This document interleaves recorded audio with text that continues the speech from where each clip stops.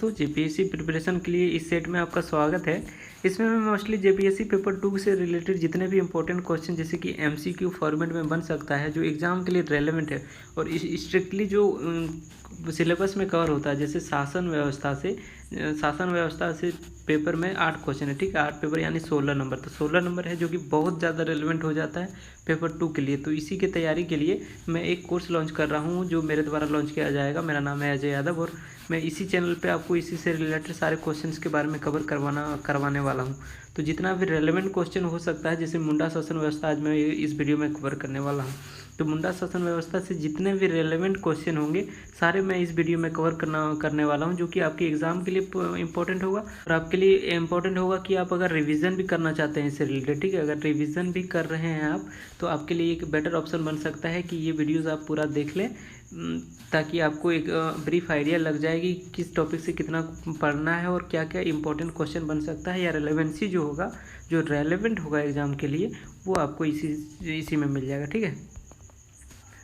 तो शुरू करते हैं आज के पहले क्वेश्चन से। तो आज का पहला क्वेश्चन है, मुंडा शासन व्यवस्था में कितना स्तरीय शासन व्यवस्था, ठीक है। मुंडा शासन व्यवस्था जो है, अगर आपने बुक पढ़ा होगा या आपने कोई भी सोर्स से पढ़ा होगा तो आपके रिवीजन के पर्सपेक्टिव से भी, और नहीं तो मैं इस प्रकार एक्सप्लेन करूंगा कि आपके बहुत सारे क्वेश्चन जो है मुंडा शासन व्यवस्था से कवर हो जाएंगे, जो कि आपको दूसरा सोर्स से पढ़ने या रिविज़न करने की ज़रूरत बिल्कुल नहीं पड़ेगी। तो आज का पहला जो क्वेश्चन है उसमें है, मुंडा शासन व्यवस्था में कितना स्तरीय शासन व्यवस्था है। तो आपको अगर पता होगा कि मुंडा शासन व्यवस्था में 4 स्तरीय का शासन व्यवस्था है। पहला कौन है? पहला है गांव जिसको हातू भी कहा जाता है, गांव या हातू, ठीक है। दूसरा है पट्टी होता है। तीसरा होता है पढ़ा और एक होता है राज, ठीक है, राज। ये 4 होता है। तो पहले होता है गांव, पट्टी, पढ़ा और राज, और इसका प्रमुख जो क्या कहलाता है ये आगे मैं क्वेश्चन में कवर करने वाला हूँ। तो आपके रिवीजन के तौर पे एक बहुत ही अच्छा ऑप्शन होने वाला है, क्योंकि मुंडा शासन व्यवस्था में जो ये व्यवस्था है 4 स्तरीय है। 4 व्यवस्था कौन सा है? एक गाँव है जिसको हाथू भी कहा जाता है, गाँव हाथू, उसके बाद पट्टी, उसके बाद पढ़ा और उसके बाद राजा या राज, ठीक है, राज। तो ये सारे इंपॉर्टेंट क्वेश्चन बन सकता है इससे। बात करते हैं अगले क्वेश्चन की। तो अगला क्वेश्चन है कि मुंडा शासन व्यवस्था में गांव का प्रधान क्या कहा जाता है। तो गांव का जो प्रधान है ये कहा जाता है हातू मुंडा। हातू मुंडा जो है, जो जैसे मैंने 4 स्तरीय बताया, तो गांव का जो प्रधान होता है ये हातू मुंडा कहा जाता है। और हातू मुंडा कहीं कि अगर आपको नहीं लिखा मिले तो वहाँ मुंडा लिखा मिलेगा तो आप इस पर भी टिक कर देना, ठीक है, क्योंकि दोनों सेम है। कहीं कहीं आपको हातू मुंडा नहीं लिखा हुआ मिलता है, कहीं कहीं सिर्फ मुंडा ही लिखा मिलता है। तो ये जो है ये ऑप्शन सही हो जाएगा। ये दोनों ऑप्शन एक्चुअली सही हो जाएगा। मैं बस एक्सप्लेन करने के लिए यहाँ दोनों ऑप्शन डाला हूँ ताकि आपको कन्फ्यूज़न ना हो और मैं ये इम्पोर्टेंटली आपको बता सकूँ कि कहीं कहीं हाथू नहीं लिखा होता है, तो इससे आपको कन्फ्यूज़ नहीं होना है। तो अगर ऐसा क्वेश्चन रहे तो हाथू मुंडा रहे तो ठीक, नहीं रहे तो सिर्फ मुंडा रहे तो उस पर भी आप टिक कर सकते हैं। और हाथू मुंडा और मुंडा डिस्कस करने के बाद ये जो मानकी होता है गांव में, जैसे गांव होता है, गांव के बाद होता है पट्टी। 4 स्तरीय जो शासन व्यवस्था बताया था मैंने, तो गांव होता है, पट्टी होता है, उसके बाद होता है आपका पढ़ा, उसके बाद होता है राज, ठीक है। तो ये जो पट्टी होता है इसका जो प्रमुख होता है ये मानकी होता है, ठीक है। नेक्स्ट क्वेश्चन है, मुंडा शासन व्यवस्था में ग्राम पंचायत की बैठक कहाँ होती है। तो ग्राम पंचायत की जो बैठक होती है ये अखड़ा में होती है, ठीक है। तो अखड़ा में होता है ग्राम पंचायत का बैठक। और ये जो हाथू होता है ये होता है हाथू या हाथू मुंडा जो होता है ये ग्राम का प्रधान होता है। देखिए बार बार एक ही क्वेश्चन रिपीट करने का मेरा पर्पस बस इतना सा है कि आपको ये सारा जो क्वेश्चन है या जो कन्फ्यूज़न है, इतना बार सुनने के बाद आपके माइंड में ये सब क्वेश्चन जैसे घूमने लगे तो एक टाइम के बाद आपको ये सब क्वेश्चन एकदम बिल्कुल आसानी से याद हो जाए, जो कि एग्ज़ाम में बहुत ज़्यादा काम आएगा। तो बार बार रिपीट करने का मेरा यही बस मकसद है कि आपको ज़्यादा से ज़्यादा एक ही चीज़ पता हो, और क्वेश्चन अगर घुमा फिरा के अगर मैं एक्सप्लेन कर दूँ तो आपको वही चीज़ अगर बार बार सुनते हैं तो आपको याद हो जाएगा, जो आपके लिए बहुत ज़्यादा इंपॉर्टेंट होगा। तो ग्राम पंचायत का जो बैठक होता है ये होता है अखड़ा में। उसके बाद हाथू जो होता है ये ग्राम का, हाथू मुंडा जो होता है ये ग्राम का प्रधान होता है, ठीक है।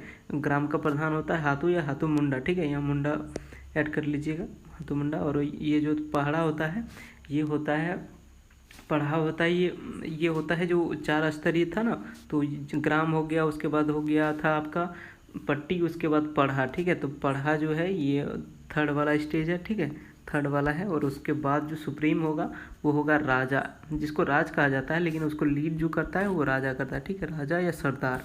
वो सब मैं भी आगे बताने वाला हूँ, बट आप इतना जान लीजिए कि इसका जो आंसर है ये ऑप्शन ए हो जाएगा, ठीक है। नेक्स्ट क्वेश्चन है, मुंडाओं की संस्कृति की सुरक्षा मुंडा शासन व्यवस्था में किसका कार्य होता है? तो मुंडाओं की संस्कृति की जो सुरक्षा होता है ये जो होता है ये हाथू मुंडा का काम होता है। ठीक है, हाथू मुंडा का ये काम होता है कि मुंडाओं की संस्कृति की सुरक्षा करना। ठीक है, तो जैसे कि अलग अलग काम जैसे डिफाइन होता है ना कि इसका ये काम है, उसका ये काम है, तो मुंडाओं की संस्कृति की सुरक्षा का जो काम होता है ये हाथू मुंडा का होता है। हाथू मुंडा मुंडा जो भी बोले आप वही सेम है। अगला क्वेश्चन है कि निम्नलिखित में मानकी किस स्तर के प्रमुख को कहा जाता है? तो मानकी जो है ये कहा जाता है, 4 ऑप्शन है, एक ऑप्शन यहाँ पे है।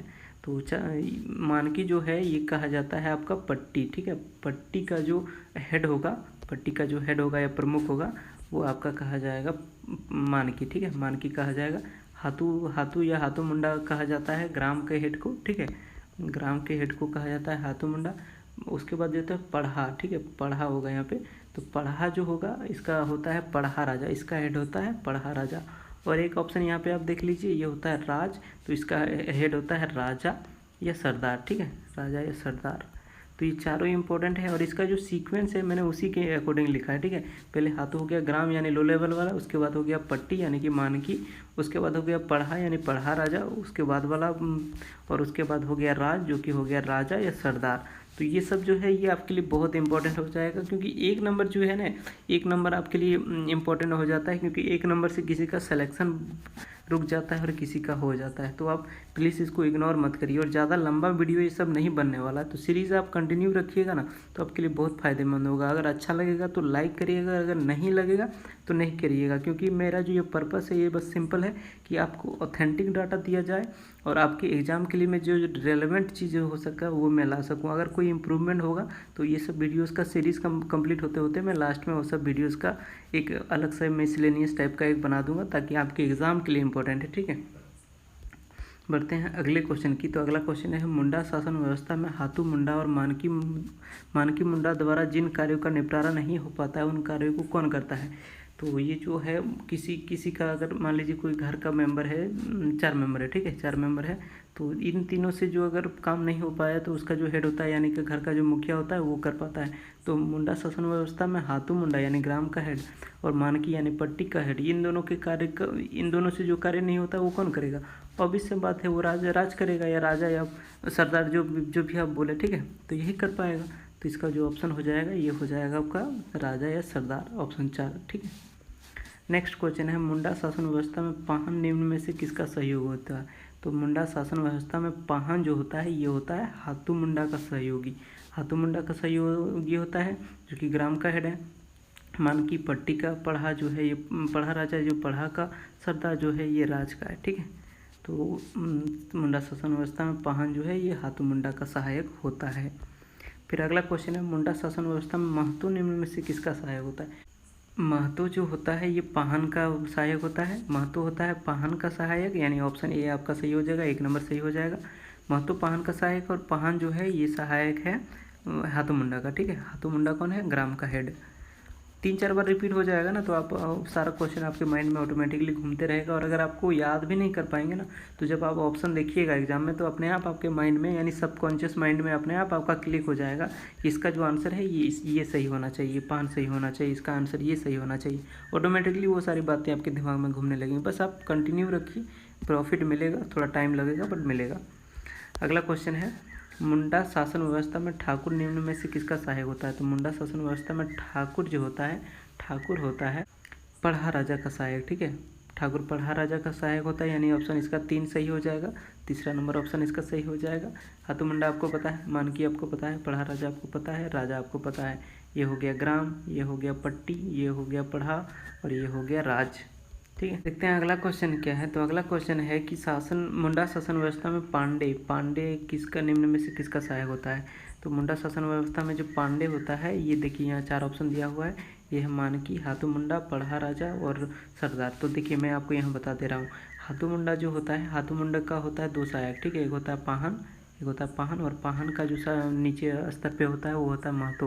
महतो का काम होता है सूचना आदान प्रदान करने का, पाहन का काम होता है धार्मिक कार्य देखने का। तो ये महतो मुंडा का 2 सहायक हो गया, पाहन और पाहन के नीचे महतो। उसके बाद आ गया पढ़ा राजा। तो पढ़ा राजा का होता है 5 सहायक। 5 सहायक, ये पिछला वाला जो आपने क्वेश्चन देखा था, पिछला वाला क्वेश्चन जिसमें आपका ठाकुर के बारे में बोला था कि ठाकुर किसका सहायक है, तो ठाकुर जो है ये पढ़ा राजा का सहायक है। उसके बाद इस क्वेश्चन में है आपका पांडे किसका सहायक है, तो पांडे जो है ये भी पढ़ा राजा का सहायक है। ठीक है, ये पांचों जो है ये होता है वंशानुगत पद। ठीक है, वंशानुगत पद है। और 5 जो अगर पूछा भी जाए कि अगर 5 सहायक किसका होता है, तो ये पढ़ा राजा का होता है। पढ़ा राजा कौन है, गाँव हो गया, उसके बाद पट्टी हो गया जिसको मानकी होता है, उसके बाद हो गया पढ़ा या पढ़ा राजा, उसके बाद हो गया आपका राज या सरदार। ठीक है, तो ये तीसरा नंबर वाला है। तो ये 1 हो जाता है, ये 2 हो जाता है, ये 3 और ये 4। तो इस सीक्वेंस में आप रखिएगा तो आपको याद भी ज़्यादा रहेगा। थोड़ा बहुत कन्फ्यूजन होगा कहीं कहीं, पर धीरे धीरे वीडियो देखने के बाद आपको कॉन्सेप्ट क्लियर हो जाएगा जो एग्ज़ाम के लिए आपका रेलेवेंट होगा। तो वो इसका जो आंसर होगा ये ऑप्शन 3 हो जाएगा। अगला क्वेश्चन देखते हैं क्या है। अगला क्वेश्चन है मुंडा शासन व्यवस्था में दीवान निम्न में से किसका। देखिए, इन सारे क्वेश्चन को रिपीट करने का मेरा सिर्फ एक ही पर्पस है। इन सारे क्वेश्चन को रिपीट करने का पर्पस यही है कि ज़्यादा से ज़्यादा बार आप सुने, ज़्यादा से ज़्यादा बार आपको देखिए, देखने में तो ज़्यादा टाइम लगेगा नहीं, बट आप जब यही सब चीज़ 2-3 बार आप देख लीजिएगा ना, तो बहुत ज़्यादा आपको काम आ जाएगा एग्जाम के लिए। तो इसीलिए मैं रिपीट कर रहा हूँ ये सब क्वेश्चन। तो मुंडा शासन व्यवस्था में दीवान जो होता है ये पढ़ा राजा का होता है, पढ़ा का राजा का होता है, जैसे मैंने अभी ठाकुर बताया, उसके पांडे बताया, दीवान बताया। तो इसका जो 5 सहायक में ये तीसरा है। ठीक है, देखते हैं अगला क्वेश्चन क्या है। अगला क्वेश्चन है मुंडा शासन व्यवस्था में, यहाँ देखिए कागज लिखा होना चाहिए था जो कि छूट गया है, तो कागज। ठीक है, कागज। तो मुंडा शासन व्यवस्था में कागज संबंधी कार्य निम्न में से किसके द्वारा किया जाता है, तो कागज संबंधी कार्य जो है ये किया जाता है पांडे के द्वारा। ठीक है, ऑप्शन ये आपका सही हो जाएगा, ऑप्शन 1 नंबर आपका सही हो जाएगा। कागज संबंधी कार्य किसके द्वारा किया जाता है, तो ये पांडे के द्वारा किया जाता है। ये मिसिंग है तो आप प्लीज़ ऐड कर लेना, अगर नोट्स बना रहे हैं, अगर देख रहे हैं तो सुनने से आपका कॉन्सेप्ट क्लियर हो जाएगा। तो पांडे के द्वारा कागज वाला काम किया जाता है, कागज संबंधी कार्य किया जाता है। और उसके बाद ठाकुर जो होता है ये सहयोगी होता है राजा का। दीवान जो होता है ये मंत्री होता है। ठीक है, एक टाइप का मंत्री होता है जो आदेश का पालन करता है या करवाता है, जो भी है यही करवाता है। महतो जो है ये सूचना देता है, जो कि है हाथू मुंडा का सहायक। ये तीनों, ये देखिए 1, 2 और 3, 1, 2 और 4 जो है ये हो गया आपका पढ़ा राजा का सहायक। और ये जो एक चौथा नंबर है ये हो जाएगा हाथू मुंडा का। 1, 2, 3 जो है ये हो जाएगा पढ़ा राजा का सहायक। ठीक है, थोड़ा बहुत अगर मिस्टेक अगर निकल भी जा रहा है तो आप अपने हिसाब से मैनेज कर लीजिए, लेकिन क्वेश्चन जो है ये ऑथेंटिक है। ये व्यूज़ के लिए ये सब वीडियोज़ नहीं बनाया जा रहा है, मोस्टली जो है ये नॉलेज पहुंचाने का काम किया जाता है इस वीडियो से। तो आप बस देख के अगर आपको अच्छा लगे तो लाइक ज़रूर करें। अगला क्वेश्चन है मुंडा शासन व्यवस्था में सूचना देने का कार्य निम्न में से किसका होता है, तो सूचना देने का कार्य जो कि मैंने अभी अभी बताया, तो सूचना देने का कार्य होता है महतो का। एक होता है सूचना आदान प्रदान का कार्य। ठीक है, जो मैं आगे बताने वाला हूँ। तो सूचना देने का कार्य होता है महतो का। और फिर अगर पूछा जाए कि पाहन का क्या कार्य होता है, तो पाहन का होता है धार्मिक हेड या धार्मिक जो हाथू मुंडा के अंदर आता है। तो हाथू मुंडा के अंदर तो ये वो एक और तो आ गया। दीवान का काम हो गया आपका, दीवान का आपका जो काम हो गया ये मंत्री का आदेश का पालन करवाना, दीवान का काम। और पांडे का जो काम है ये हो गया आपका कागजात संबंधी, जो मैंने पिछले क्वेश्चन में बताया। अगला क्वेश्चन है मुंडा शासन व्यवस्था में धार्मिक प्रधान किसे कहा जाता है, जो मैंने 2-3 बार रिपीट करवाया और अभी भी बता रहा हूँ। देखिए, रेलेवेंट है इसीलिए मैं बता रहा हूँ, क्योंकि आपको ये सब याद आ जाएगा। 10 मिनट का वीडियो आपके लिए बहुत ज़्यादा उपयोगी साबित होने वाला है, क्योंकि 1 नंबर ही सही लेकिन बहुत ज़्यादा इंपॉर्टेंट होगा, क्योंकि आपको रिवीजन हो जाएगा। बार बार मैं बोल के आपके दिमाग में ये सारी बातें डाल देने वाला हूँ ताकि कोई परेशानी ना हो। तो इसमें है आपका धार्मिक प्रधान कौन है, तो धार्मिक प्रधान कौन है, ये है आपका पाहन। ठीक है, पाहन कौन है, किसका सहायक है, ये है हाथू मुंडा का। हाथू मुंडा कौन है, ग्राम का प्रधान। अगला क्वेश्चन है मुंडा शासन व्यवस्था में पूजा स्थल या ग्राम देवता स्थल के रूप में किस स्थान को जाना जाता है। ठीक है, यह क्वेश्चन थोड़ा मैं डाउन कर दे रहा हूँ। किस स्थान को जाना जाता है, तो ये जाना जाता है आपको सरना को। ठीक है, सरना जो होता है ये होता है पूजा स्थल या ग्राम देवता का स्थल जो होता है ये होता है सरना। उसके बाद आपका गीतीवड़ा, जो मैं आगे बताने वाला हूँ, एक्चुअली इसी में सब कवर कर दूंगा तो फिर आपके लिए ज़्यादा दिक्कत हो जाएगा। धीरे धीरे करके पढ़िए, लेकिन अच्छे से मैं बता ही दूंगा। तो सरना जो है इसका आंसर जो है 1 से ही हो जाएगा। पूजा स्थल या ग्राम देवता का स्थल हो गया सरना। गीतीवड़ा ये डांस किया जाता है। शासन जो है यहाँ पे हो जाता है शासन जो है ये शमशान घाट टाइप का होता है, ठीक है।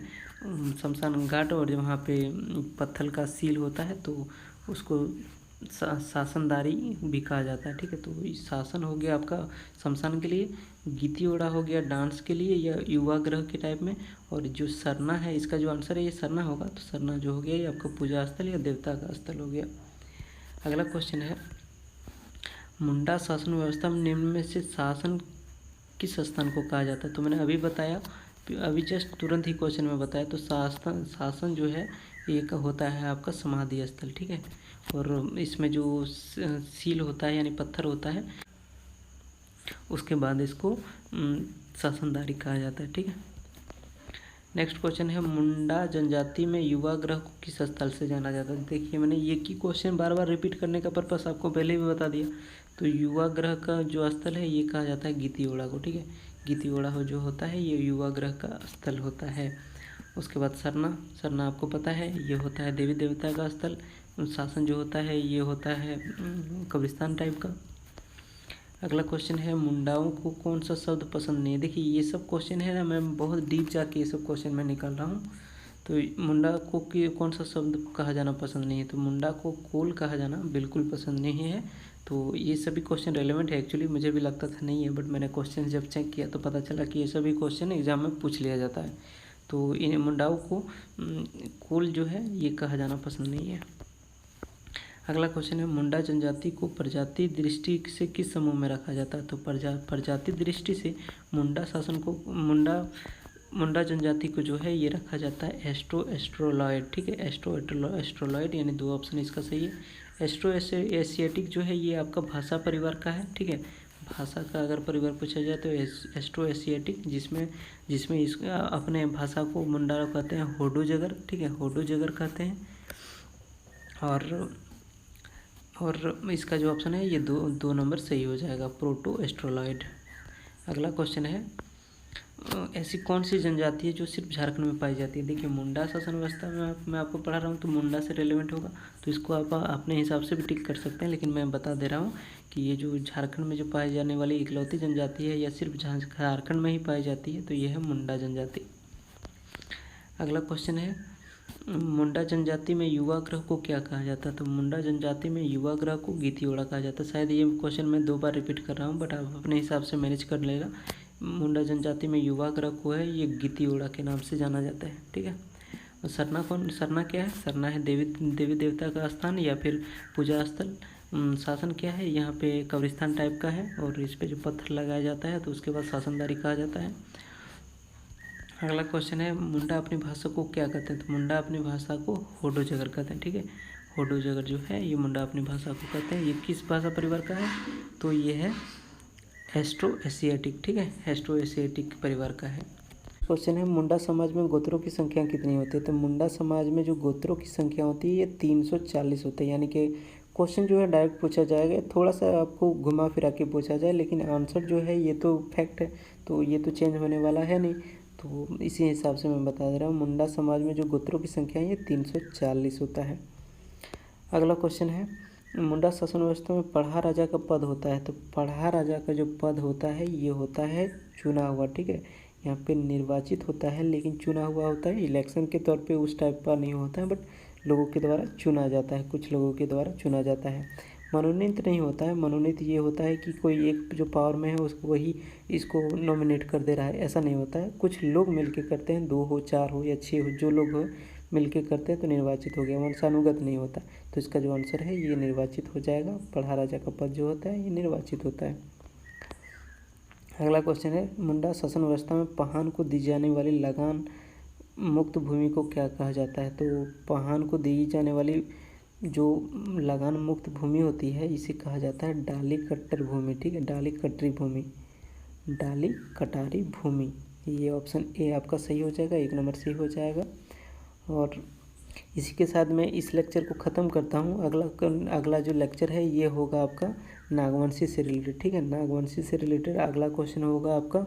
और ऐसे करके मैं जेपीएससी पेपर 2 का जितना भी इम्पोर्टेंट सिलेबस में क्वेश्चन है ये सारे मैं इसी फॉर्म में कंप्लीट करने वाला हूँ, एमसीक्यू फॉर्म में। तो अगर आप वीडियो लास्ट तक देख रहे हैं तो लाइक तो ज़रूर ही कर देना, और रेलेवेंट अगर आपको लगे तो कमेंट में बताएं कि क्या कुछ मैं इम्प्रूवमेंट कर सकता हूँ, ताकि आपको बताने में थोड़ा और आसानी हो मुझे। और थैंक यू ये वीडियो पूरा देखने के लिए। Stay healthy, good luck.